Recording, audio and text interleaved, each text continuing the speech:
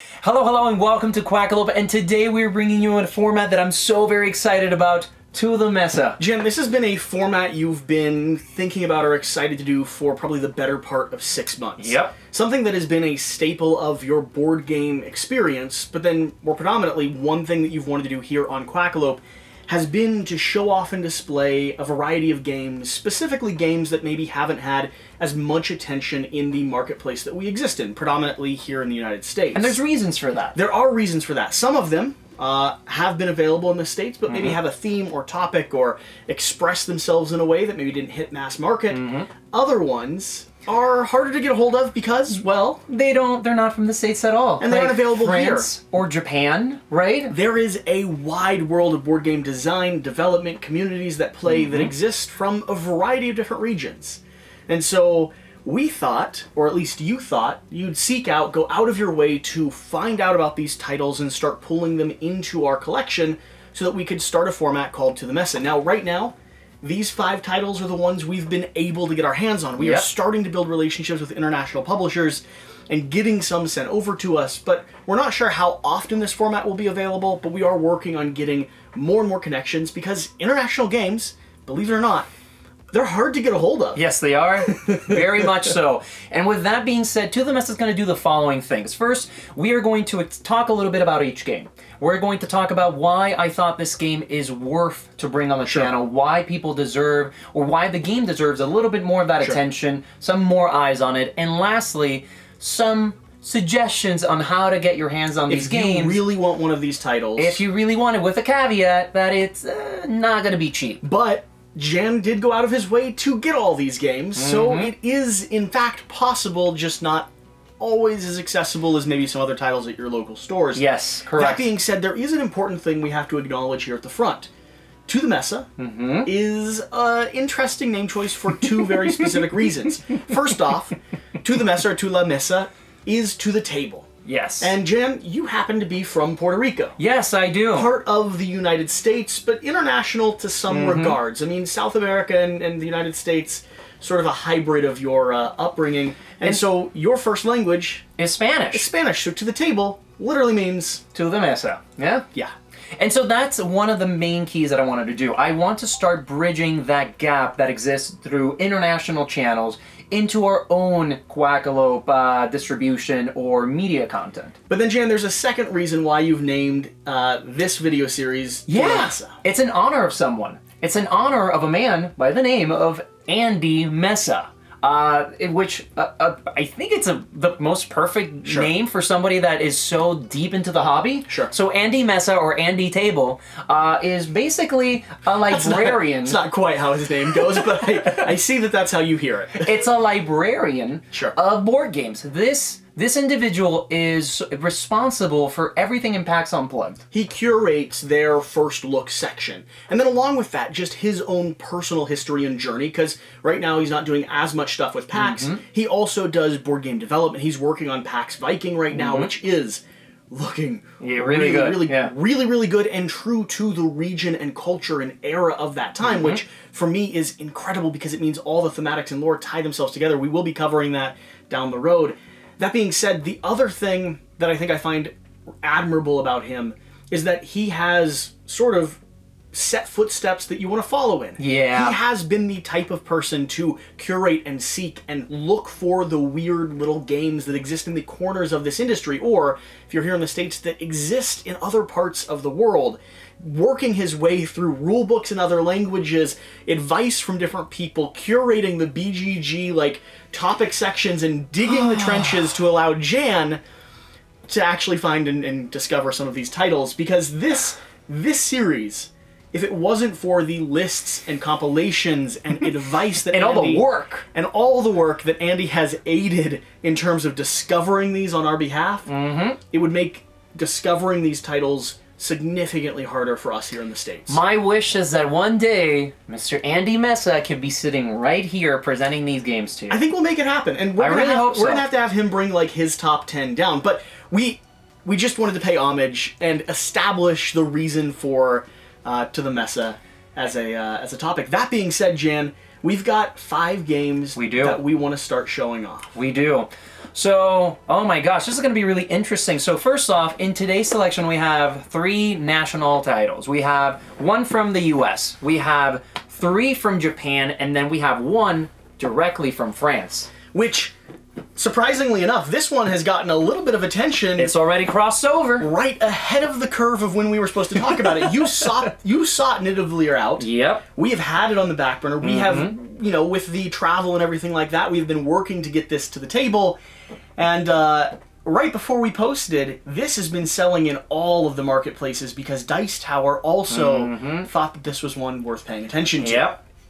Then here we have Consumption. That has also been covered on Dice Tower and got very favorable reviews. However, these ones over here, they have not gotten as much of the limelight as they probably deserve. Yeah, some of these, really, it's Andy teaching you at PAX. It's the YouTube content that you can find. So, with that being said, let's give an overview of each one of these games, and then we will set those games up individually on the table here and give you a quick run-through of how they operate, and then how you might be able to find them if they sound like something you want to explore more. Along with that, one thing that I think I would like to do, because I want to have the community involved. If you have suggestions for titles that you think are under the radar or come from international sources or we might be able to bring onto the channel and highlight, leave those down below.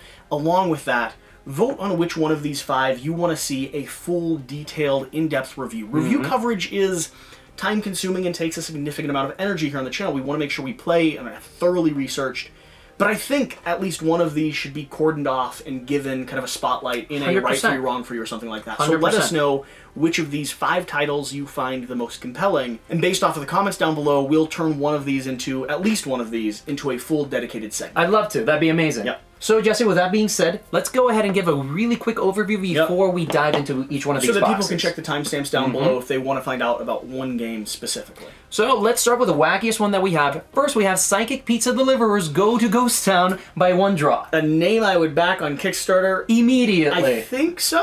Yeah, for sure. This is going to be a weird, twisted, wacky game where you're building a puzzle that other players are trying to solve, moving around and using their psychic powers to reveal a map as you're scrambling to deliver pizza as a team. Next, we have Orchard Ocean by one that this might be familiar for a few people, Analog Lunchbox. Have you ever thought about starting a fruit garden out in the middle of the sea? Yes. There's a lot of space there. There's all the water you need. Everything. Sunshine. You got everything. Love salt. Yes, they do. I mean, as far as I'm concerned, it's a brilliant idea. This is going that I totally came up with. This is going to be an economic and programming game.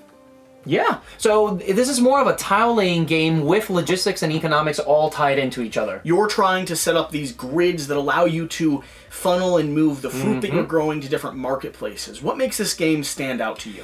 It really is the combination of tile laying and logistics that's going to make this a real big standout, and we will get later because I think this also has a few things that are similar to Glenmore that I really love. Interesting. Then over here we're going to have Cinecitta 1937. By, and I might mispronounce this, Kikichian Games. This is one that I've sat down and played. This is going to be a blind bidding game. So if you like bidding games, if you like games where you're trying to bluff and negotiate between each other, this is one that does something so crazy in that genre. And the concept in this game is basically that we're trying to build a movie studio, and the way that we get new staff members, either directly for the film or for our offices, is by actually making the player to the left decide for us. You're going to have a folder of information where you're adding either someone that you want to hire and a pile of money. I then hand that over to someone who just looks at that and decides, do I pay that amount of money to take that card, or do I allow them to pay that amount of money for them to hire that person as well? You're either giving or taking, but no one else around the table knows what you're negotiating on behalf of or what you're actually hunting for. It's a really cool take on bluffing. Next, we got, well, who's already become a little bit of a superstar. Now, the most famous game in this whole set. I mean, honestly, we don't even need to talk about it. Yeah, we're good, Nidavellir. No, Nidavellir by, I think I can pronounce this perfectly, Boardgames. Still hard to get your hands on. Right now, yes, it is. There's people here in the States doing bulk orders just to get it into this marketplace. This is going to be, and you coined this term, I did. Building game. A bid building game. A bid correct. building game. What does that mean? So basically, here, this is, as we said, it's a drafting bid building game. Sure. Where the idea is that at the beginning, you start with only 4 types of bids that you can do: 0, 2s, 3s, and 4s, etc.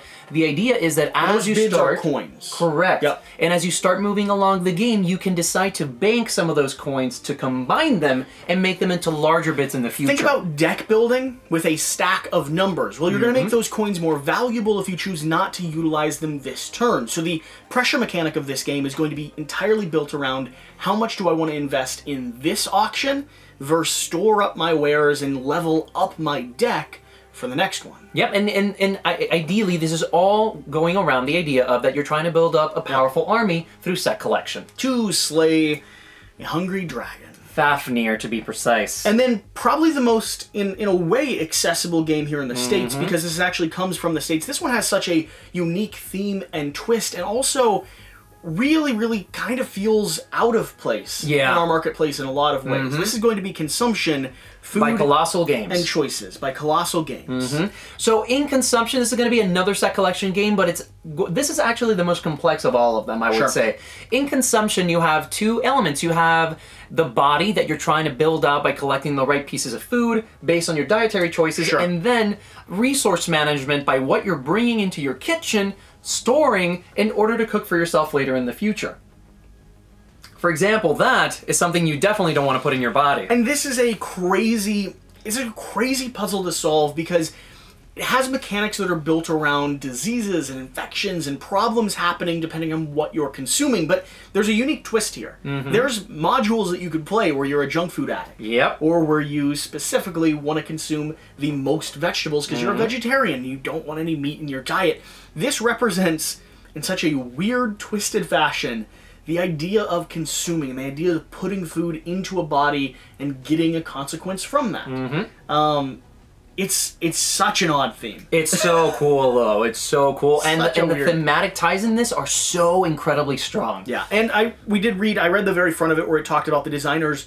They didn't see this topic, this representation in the gaming space, and so they did the hard work. They built a game around it. That being said, let's go ahead and start breaking out some of these games, and let's start diving into what exactly they do. So in the next cut, you will see Tiny Epic Giant Pizza Ghost Town delivery service set up here in the center. So Jesse, did you finish your labyrinth already? Yeah, well, this is going to be the setup for this game, and it might look a little odd from the front, but what you can't see is around the back here, inside this tray that you're seeing some B-roll of, and the top shot shows, I have a map with an entire city district and all the little bits and pieces and ghosts and pizza laid out behind this screen. I'm playing this game. The mayor. I'm conducting the game, setting up the labyrinth for you all to explore, and you all Well, we're psychic pizza have deliverers. this blank slate of paper to go across. Yeah. How does this game play, Jim? What's going on? So this is a hidden movement, deduction, exploration, and pick up and deliver game. What you're trying to do as the pizza deliverers, which are the actual players in the game, is you're trying to figure out the labyrinth that the mayor, the opposing player, created for you. And you're existing here in Ghost Town, so you don't really see anything. You just know there's a location That you where have you to need to find. pick up pizza and deliver pizza without running into or getting into too much trouble. Yeah, and that trouble is going to be in the form of ghosts. Yep. There's walls, there's certain obstacles that can pop up, and that's all determined by you. But here's the thing, you are, however, psychic. Yes, you so are. as you're Mildly psychic. exploring this blank piece of paper, this canvas, you're going to start getting information on everything that might be around you. You have a sense, a reverberation of the spirit realm, letting you know what objects are in your periphery. And so you start building out and developing this map as you and the other players explore. So to give you an example of a turn, every time it's a player's turn, they would say, I want to move to the left, to the right, to the top, to the bottom, and you would give them back feedback. You would tell them what's around them, you would tell them if they met a wall. Sorry, you're not allowed to move that direction. There's a wall right there. Oh, okay. There's certain information that you don't share. You don't necessarily have to be so very explicit with the type of info that you're giving. You just have to give the appropriate cues that are within that rule book. Then after you give me that cue, that's where the most information comes from. Every single square around me is going to give me some information. Sure. However, you don't tell me where those squares are. You just allude to what's around me. So for example, you could say, you have one house, one pizza, and 3 graveyards around you. And that's all the information I have. Then from that point forward, me as a deductor, I have to try and establish where all those objects are. And above all, I have to try and find myself in the map, which is the toughest object of all. In addition to all of this, Jesse, we also have certain cards in our hand that are going to give us special powers in order to try and figure out the puzzle a little bit quicker than normal. The idea is that we, all of the detectives or all of the pizza deliverers, need to finish or deliver that pizza in less than 20 turns. And if we don't get to do that, well, technically no one wins, but if you want to play in competitive, then the mayor would win. So why did you seek this game out, and why might someone want to seek this game out if they... So why did you seek this game out, and why might someone... What does this game do unique? Why might someone want to seek it out? It's a hidden movement game in a small box. That's one of the biggest draws for me in this particular title. I love games like Spectre Ops and Treasure Island and all these different concepts where you're all trying to figure out what the other person did and you're trying to understand where they are in an invisible map. This one is fascinating because you're creating a puzzle, a labyrinth, and then watching all the players, almost like you're watching I don't want to say labyrinth, almost like you're watching everyone from above, just trying to figure out what you came up with. So this is a game that's all about challenging another player's creativity, problem-solving skills, and seeing how your particular puzzle is resolved in real time. And now, how did you get your hands on this game, and how might someone seek it out if they're interested? So Ghost Town is actually, or Psychic Pizza Deliverers Go to Ghost Town, is actually one of the easiest ones to get. Okay. So Amazon actually has different niches or international warehouses that you can get to. How do you break into a international Amazon warehouse? I think it's Amazon.jp. Okay. Yeah, once you're there, you are now in the Amazon Japanese store. Okay. And that's still, however, in Japan. Yes, but it's much cheaper and much easier than actually going through the other one that we'll talk about very soon. And then you just tell Amazon in Japan to send it to you here in the States. Yeah. And they go, first off, how'd you get in here? And then second off, they go, well, since you put in the effort, we'll send it your way. That's right, and it's that simple. I believe that you even have your own Amazon account on that one. Interesting. I think I could be wrong. If this is the most simple... Yeah. You wait until number 2 is going to be much tougher. Consumption's probably the most simpler. That's true. That's true. Whatever the case, out of the international titles, this is potentially the most simple. We're going to now open up Orchard Ocean and get that set up on the table so we can show it off to you. Haha. So, Orchard Ocean. Yeah. This, you said, is going to be a tile-laying and economic game? With logistics, yeah. How does it actually accomplish that? So it's really interesting. So first off, we all start with a huge tableau that we're going to be able to build from. And then from that point onwards, we're trying to vie to see where we want to go and what we want to draft. Here in this area, depending on what type of player you are, you're going to have the option of choosing where you want to build. So you have that, and now that tells you when you pick up a tile from here, from the island display, where you can place that in reference to your meeple. Okay. The very interesting thing about this is that, and I'm going to create an artificial thing here that doesn't necessarily represent how we should actually place these tiles. I am sure it is a poor decision almost every single tile you place down. So, for example, as I'm trying to build out my orchard, I obviously cannot build towards there. So I have to move my meeple every so often to try and get to where I need to be. Okay. However, every time I move my meeple, I'm spending money. And money, at the end of the game, is going to be points for me as well. Every 5 coins is going to be a victory point. And this game is won by being the highest on that victory point track.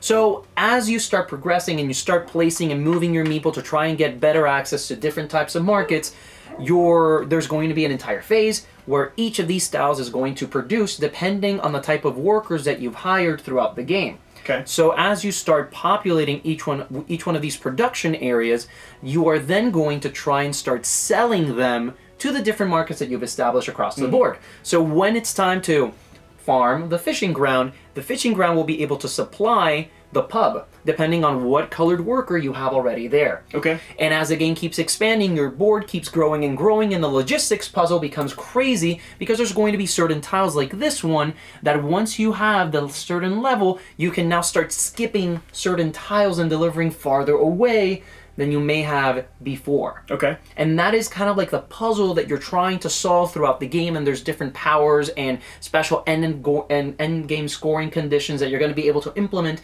as we keep expanding. So what is unique about this game, and why might someone seek this out as a, addition to their collection that we don't have other titles that really accomplish? So I feel that everything I just described is actually a really unique factor about this game, right? The combination of a tile layer with an economic simulation game, I think already is really interesting, right? You're creating an economy right here on this little board. You're trying to create different dependencies, making sure that everything is located exactly where it needs to be in order to be the most efficient and produce the most goods possible. It's a really fascinating experience, and one of the things that I mentioned when we were talking about this is this has a slightly Glenmore feel, so another game that's a little bit much more accessible and probably a lot of people have played more often, where the meeples limit where you can expand to. Okay. And I love that, like that combination of puzzle with also economic and logistics and tile laying, but there's also a positioning puzzle to it. Not only with the resources that you're generating and how you're shifting them around your board, but then also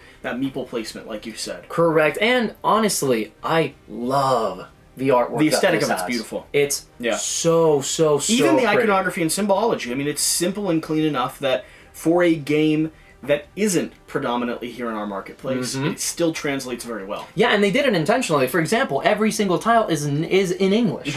So here's the thing.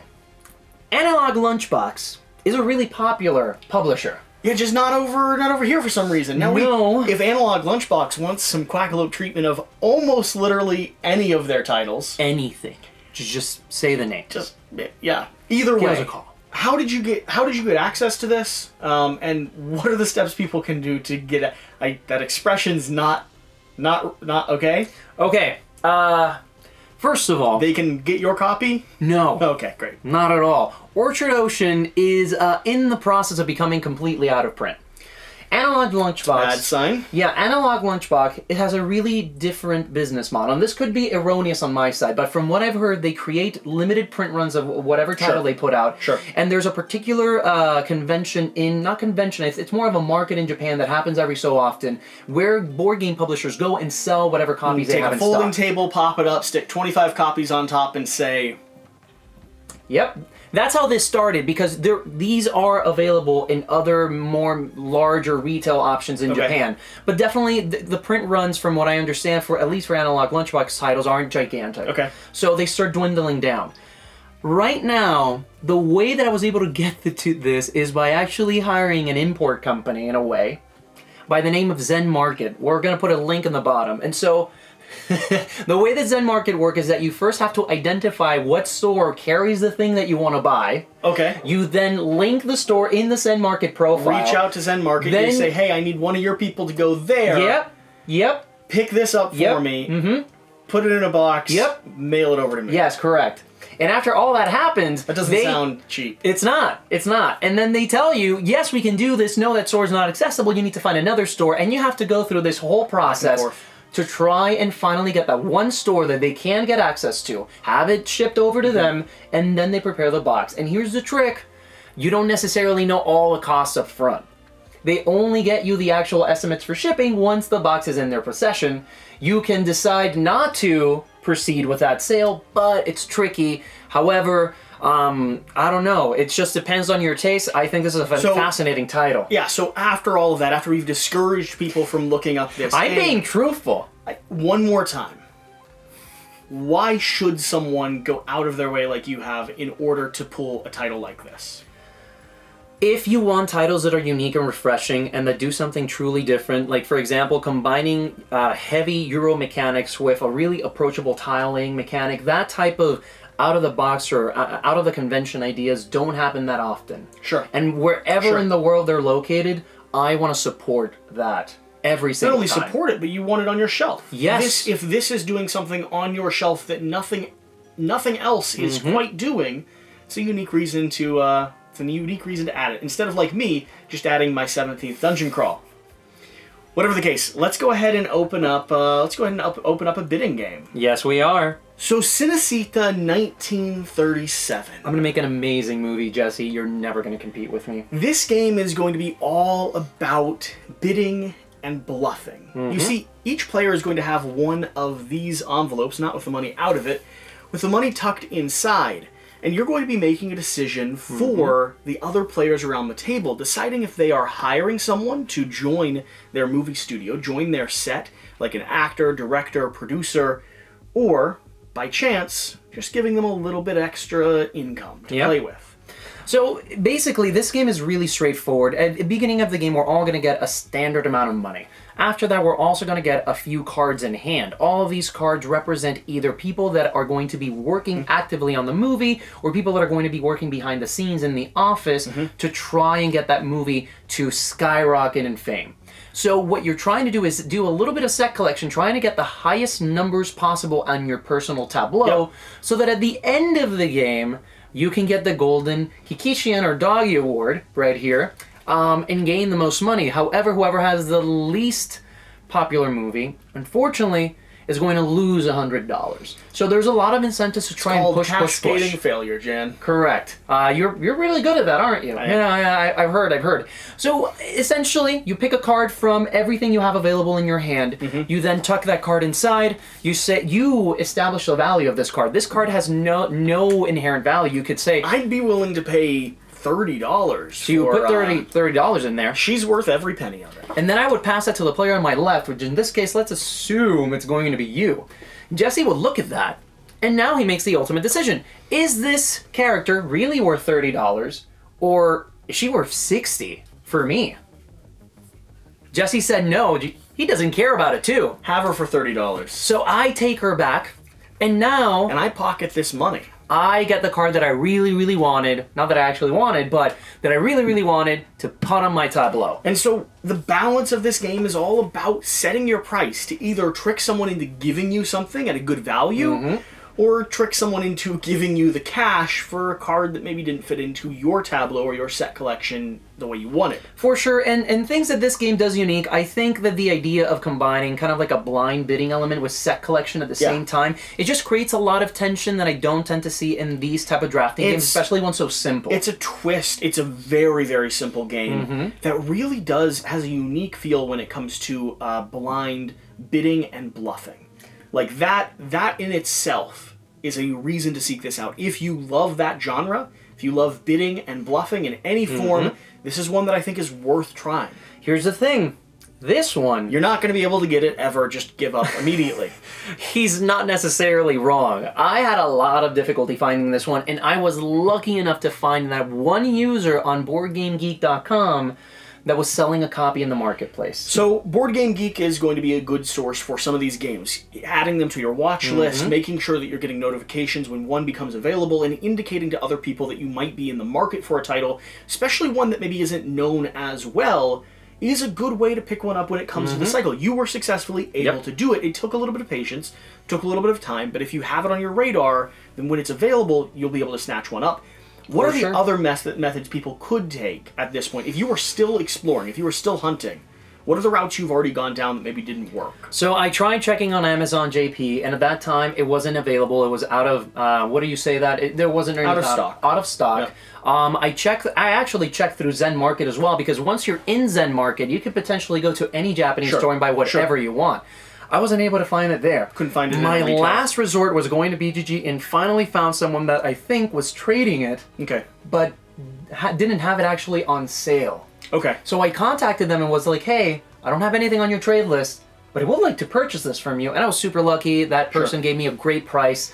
And beyond that, honestly, just keeping your eyes peeled, sending out different messages across Facebook and all these other places to see if someone out there is willing to share their copy with you. I think that's going to be the determining factor. There are copies floating about. They can be a little bit more difficult to get a hold of, just like any of these international games, but the core is going to be getting it onto your list and then keeping your eyes out for it. But here's the thing, one of the main reasons why we want to bring these titles onto the channel is not necessarily to have everyone try and find that one copy that exists out there in the world. It's to actually get publishers to look at these games with a little bit more determination and see if they want to bring it stateside. Potentially. I mean, it's a thing. That is a thing that publishers do. I'm not sure that we have that amount of reach or influence at this point. But you do.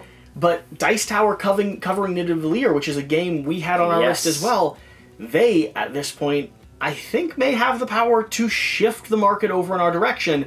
And maybe at some point, if we start the conversation around international titles, we not only want to highlight and show off some really, really great games that we've discovered, but also maybe have those international companies reach out to us, inviting us to show off and display their things. We'd love to be a bridge from one marketplace to another. And maybe even teach us how to get more of their titles in the future. That being said, Jan, I mentioned a game that we want to go ahead and get to the table. Nidavellir, maybe? Let's go ahead and pull it up here and talk about it a little bit. I'd love to. So Nidavellir is a bid building game. Yep. That's the phrase you've coined for it. It plays on that aspect of set collection and, for me, deck building in a way. You are enhancing these coins, trading in whatever coins you don't use, as long as you have a no play, a 0, in one of these auction spots to trade these in for a higher value coin. You're going to be growing your wealth so that you can go to the market here and recruit more figures. Bring more people on in order to slay the dragon. And that's going to be the biggest part of the game. The idea here is that you're trying to build out an army of dwarves in order to stop Fafnir from completely destroying Nidavellir. The way that you'll do that is that at the beginning of every phase or every round, you're going to basically program your bids. You're going to, at the onset, determine what you want and how valuable that is for you. How valuable you think it is for everyone else at the table. Do you want to wait until the end to get that green card by playing down your 5 right there at the 3rd tavern? Or, oh man, I really need that purple right now, so I gotta go there. Or, you know what? I'm not really interested in any of these cards. I'm going to go ahead and upgrade my bids from now on. You're always going to be able to take a card from the marketplace. The only question is how early in that decision you get to be. So if there's something that fits into your tableau that sequences or gives you some of these bonus cards over here to the side, you may want to spend a lot on it immediately. Here's the thing. You only have 5 bids at a time. And you'll never have more than 5 bids. So whenever you do decide to upgrade, you're losing the highest value coin you use for that conversion, and then picking up the new one, which in subsequent turns you could say, I'm going to lose both my 5s, so then now I can get a 10. But here's the thing. Every single time that you decide to let go of something, you are losing potential points for the end of the game, which is the final objective. Whoever has the army of the strongest dwarves possible is going to win. And every single set of these gives you different ways of scoring them. But the coins you're enhancing are also giving you victory points for the very end of the game. So there's this weird balance of how much am I spending to enhance my deck? How much extra coins could I get if I used one of those higher numbers here in my bid? And how many high-level coins do I want to risk throwing away if all it means is I'm getting 3 or 4 extra points? And here's the added thing on top of all of that. There's double set collection in a way. You have set collection of collecting a single color, but the game incentivizes you to be a little bit diverse. For every single row of cards, of every single color that you have, which I think in the game are around 5 different colors, you get to collect a specialty card. And that specialty card can give you crazy powers or crazy multipliers. Unique point scoring mechanics for very specific multipliers. I mean, there's a lot going on here, and while you're usually playing with the same rotation of cards, the way that you interact with them, how you build out your tableau, and the different abilities, because each color has a different scoring ability that you use, is going to chain and sequence and adapt across the game state. What drew your attention to this game initially, and why should someone be paying attention to this? Because I have my own answer here, because I've actually had a chance. I haven't been able to play all of these, but I've had a chance to sit down and play this one with you. That right there is what drew me in. The cover? Yes. I saw, so one person posted a random picture on Facebook, said, I just got this in.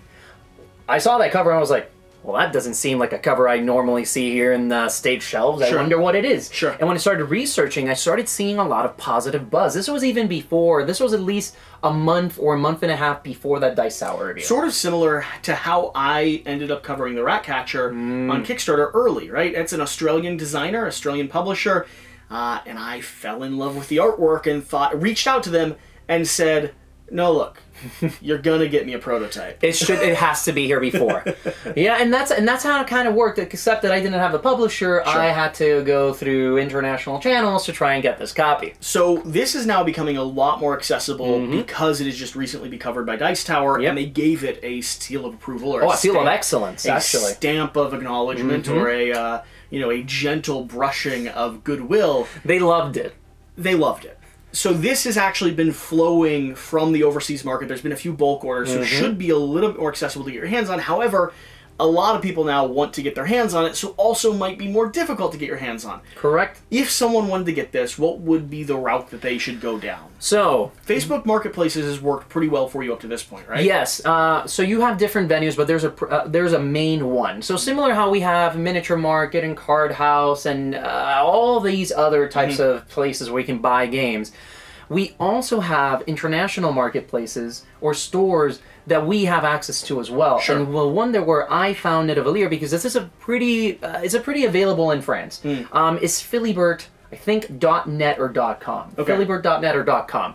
That is going to work very similarly to all the other stateside online state stores that we have here. And you can make your order and they will give you a shipping quote. My only recommendation is that you try to find other French games that you can compile into an order. Do some of those bulk orders that some people are doing now to pull over a collection or a set of games, or at least a diversity of them, because the shipping's going to be the area that you get hurt the most. Correct. And so, like, for example, if you're trying to look for other French titles that are worth bringing in, if you're a big fan of Roll and Write Games' Demeter, it's from the same people that brought us Ganymedes. It was a game from the other, like a year back. What I'm hearing, Jan, is that if there's enough demand, leave a comment down below. If there's enough demand, we need to reach out to our French contacts and do a To the Mesa French-only edition. Yes, that would be amazing. They have fantastic titles. Let people know what they should bulk order and bring over here.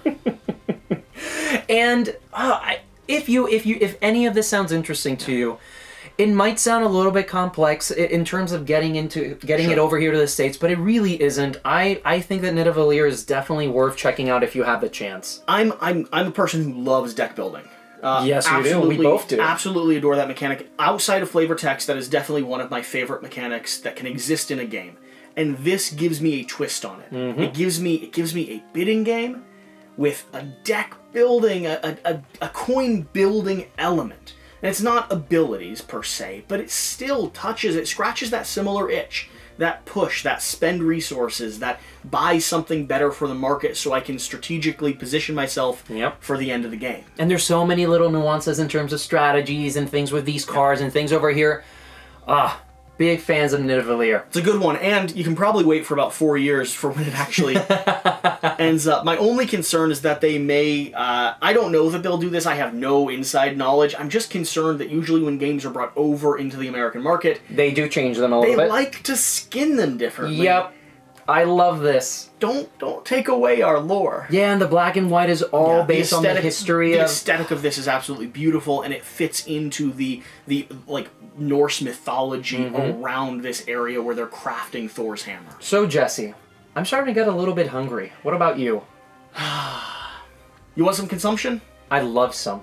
So we saved consumption for the end here because it's not technically international. Well, for us, only 35% of our fan base is from the States. That's true. So predominantly everything we cover is international. Yeah, exactly. But for a particular subset of our fan base. Here's the thing. This is one of those oddball games that's a little bit out of place even in its own market. That's true. And so that's the reason why we've included it here. This is one of those that, while not being technically overseas, is way more accessible to get your hands on than some of the other titles, it still fits into that genre of things that we would overlook or have to seek out in order to bring to the channel here. And at the end of the day, that diversity of games is really what we're aiming at. So, Consumption is really a worker placement game with set collection and a little bit of education depending on how you approach it. Sure. The sure. way that it's going to work is that you are going to send your workers, or pretty much the time in the day that you have,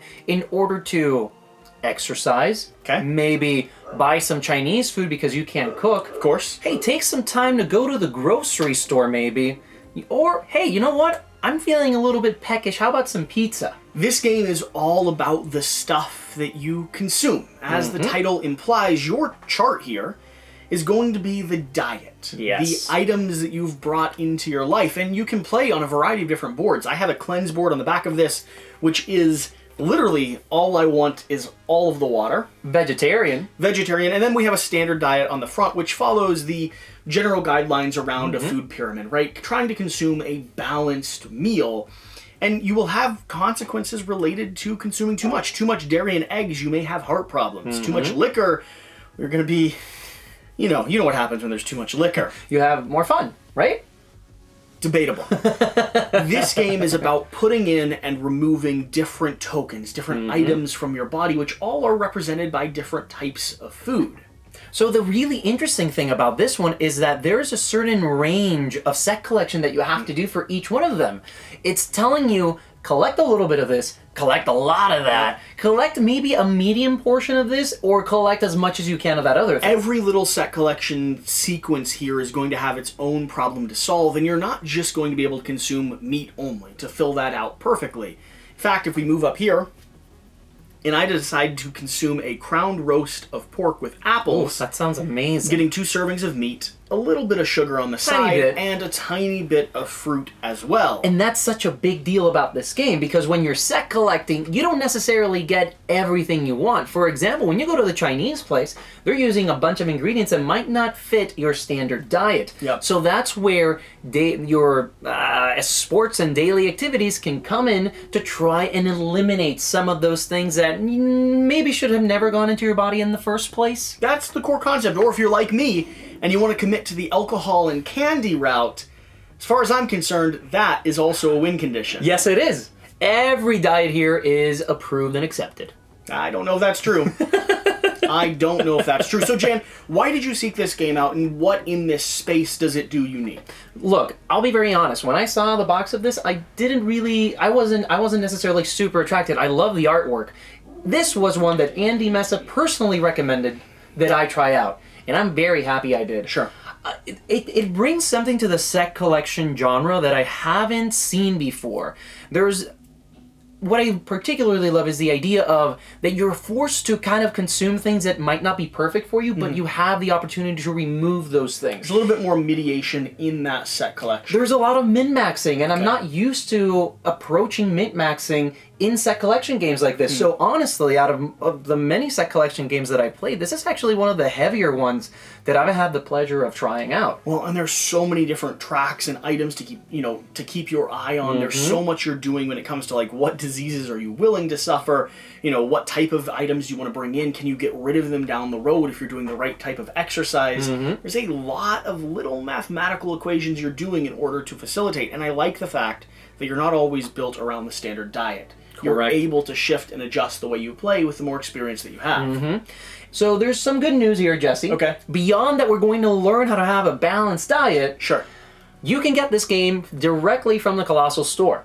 And Okay. they also have the expansion available, they have the base game available, everything's there. For those that are international, I think the Colossal Store will still probably be a good area for you to check out, since I'm pretty sure they A lot of do- marketplaces are a little bit more accessible if they're based here in the States. Now, that doesn't mean the price is always going to be accessible. You're still going to have to deal with the things that we deal with when bringing games from other regions here. Correct. Shipping and bulk orders and stuff like that will usually be your most accessible way. But that's absolutely the case. This is still available online, and if it seems like a topic or a subject matter you're interested in, and you like this type of game, this is going to be a heavy set collection.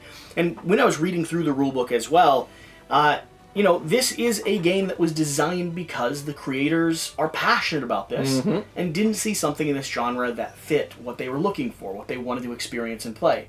I think that's always cool when you see out of the blue or out of the ballpark ideas and themes in this space. There's usually an interesting story and person behind it. And I'll say one more thing about this. every single time I play this game, I want to get a little bit adventurous in the kitchen and try to create one of these amazing-looking dishes. So the artwork, I don't know, phenomenal. I don't know who they got to create this beautiful artwork of food, but they've done it just right. Pops of color, it looks like an ornate display on a table, and Gorgeous. usually when I see drawings of food, I don't want to eat every single bit of it. They've done such a great job at making this close to realistic, abstract enough that my mind can still create something, but still looks absolutely delicious. I mean, that's the weird thing about this box cover.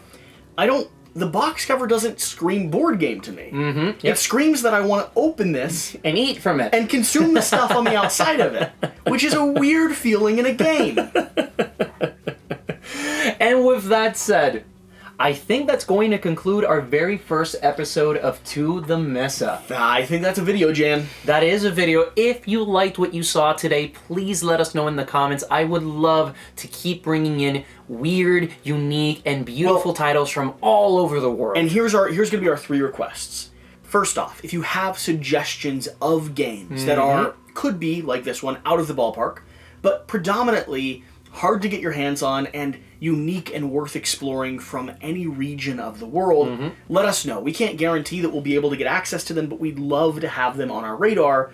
So like we've talked about, when they come up, whether it's a year or a month or however far down the road, we'll be able to acquire them, play them, and cover them. Hopefully. Second off, leave a comment down below like we asked at the very beginning, letting us know which one of these 5 titles you specifically want us to cover. Whichever one gets the most comments, the most votes, we will begin working on a full right for you, wrong for you coverage of it, just to spend a little bit more time and go a little bit more in depth than we would be able to on every single one of these titles. It requires more strategy, more playing, more, other than just showing off a game, we actually have to dig into it a bit. Yeah, in depth. And then the third thing, share this video out with any of the international companies that we're covering here. I mean, or any other international publishers that you appreciate and like. Let them know that we would like to do this. It is just hard to do. Yes. Especially, as we're still a smaller group that is slowly growing. I mean, this took a few months to pull together.